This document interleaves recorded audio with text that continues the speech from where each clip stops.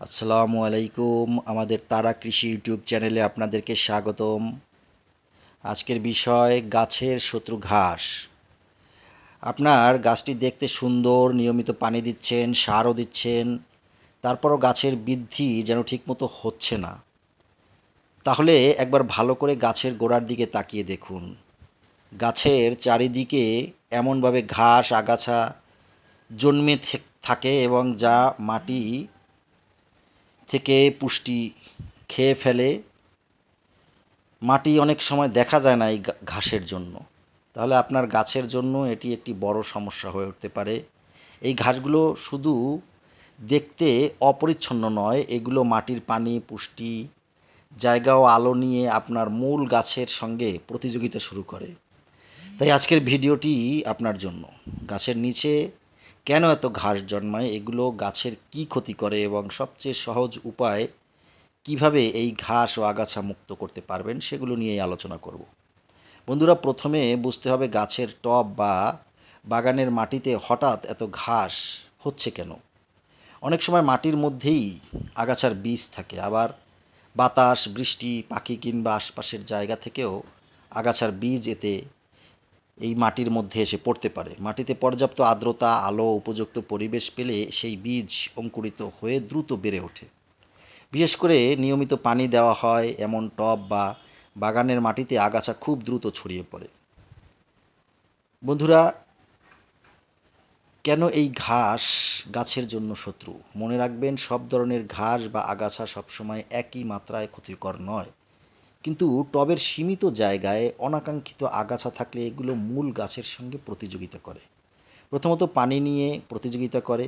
আপনি যে পানি গাছের জন্য দিচ্ছেন তার একটা বড় অংশ এই আগাছাগুলো খেয়ে ফেলতেছে। আবার মাটির পুষ্টি ব্যবহার, যেমন সার দেওয়ার পর গাছের পাশাপাশি আগাছাও সেই পুষ্টি গ্রহণ করে ফেলতেছে। আবার জায়গা দখল করে ফেলছে, বিশেষ করে ছোট টবের ক্ষেত্রে। এরকম যদি অনেক আগাছা হয়ে যায় তাহলে শিকড়ের জায়গা নিয়ে প্রতিযোগিতা শুরু হয়। তাহলে এই সব ঘাস থেকে মুক্তির উপায় কী? প্রথমে সবচেয়ে সহজ পদ্ধতি হলো হাতে আগাছা পরিষ্কার করা। মাটি যখন একটু নরম বা আর্দ্র থাকে তখন আগাছা তুলে ফেললে তুলনামূলক সহজ হবে। ঘাসটি শুধু উপর থেকে ছিঁড়ে ফেললে হবে না, সম্ভব হলে গোড়ার কাছ থেকে ধীরে ধীরে টেনে তুলুন এবং শিকড় সহ উপড়ে ফেলুন। কারণ শুধু উপরের অংশ কেটে ফেললে অনেক আগাছা আবার দ্রুত গজিয়ে উঠতে পারে। তবে টবের মূল গাছের শিকড়ের কাছ থেকে আস্তে সাবধানে কাজটি করতে হবে। কোদাল বা অন্য কিছু যন্ত্র খুব গভীরভাবে মাটি খুঁড়বেন না, তাহলে আপনার মূল গাছটি ক্ষতিগ্রস্ত হতে পারে। যদি আপনার টব বা বাগানে খুব বেশি আগাছা হয় তাহলে প্রথমে অতিরিক্ত লম্বা ঘাসগুলো কেটে ফেলুন, তুলে ফেলুন। এরপর মাটির উপরিভাগ ভালোভাবে পরিষ্কার করুন। এখানে একটি বিশেষ সতর্কতা এবং গুরুত্বপূর্ণ বিষয় রয়েছে। আগাছা পরিষ্কারের পর সেগুলো টবের পাশে ফেলে রাখবেন না। যদি আগাছার বীজ থাকে সেগুলো আবার মাটিতে নতুন গাছ জন্ম নেবে, তাই পরিষ্কার করে আগাছা সরিয়ে ফেলুন। আগাছা কমানোর জন্য আরেকটি কার্যকর উপায় হলো মাটির উপর চেকে দিবেন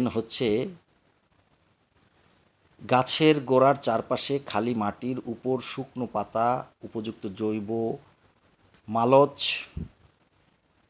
এবং অন্য নিরাপদ মালচিং উপাদান ব্যবহার করা যায়। এর ফলে মাটির উপরিভাগের আগাছা বীজ অঙ্কুরিত হওয়ার সুযোগ কিছুটা কমে এবং মাটির আর্দ্রতাও ধরে রাখতে সাহায্য করে। তবে এই যে মালচ সরাসরি গাছের কাণ্ডের সঙ্গে চেপে লাগিয়ে রাখা যাবে না, গাছের গোড়ার চারপাশে কিছুটা জায়গা খালি রাখতে হবে।